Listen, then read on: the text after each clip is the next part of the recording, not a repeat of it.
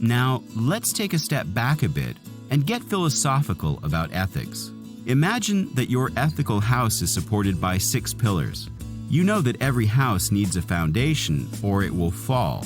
Cracks in your foundation will ultimately affect the whole house. It doesn't matter what kind of paint you have on the house or what kind of roof you put on. If the foundation is decayed or chunks of it are missing, nothing else matters. The same is true for our personal ethical lives. Here are 6 ethical pillars that should stand solid and firm in your life if your ethical house is in proper order. Pillar 1.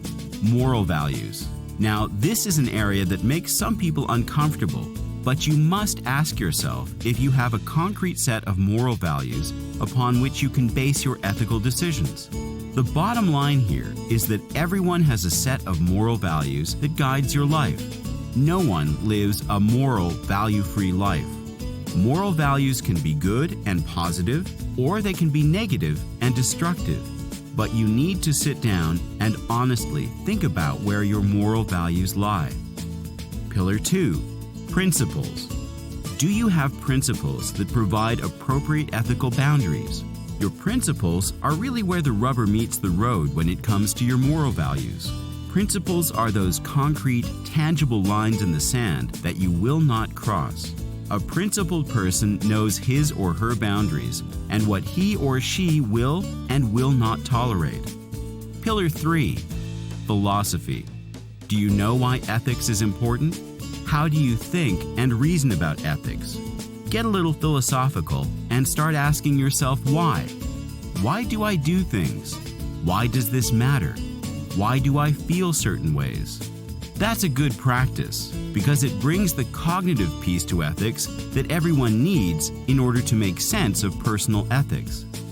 Pillar 4. Attitude.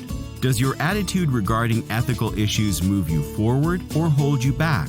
Remember that famous slogan, attitude is everything. A bad attitude will undermine and pollute everything, but a good attitude makes all things possible. Pillar 5. Experiences. What have your experiences taught you about right and wrong?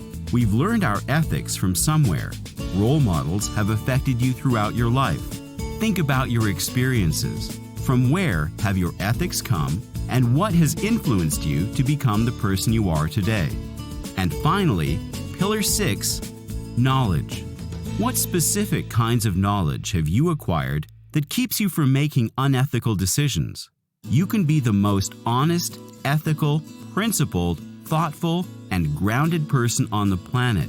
But if you don't have the proper information and your facts are not straight, you run the risk of perilous ethical problems. So before you go any further discussing business ethics, ask yourself if your ethical house is in order.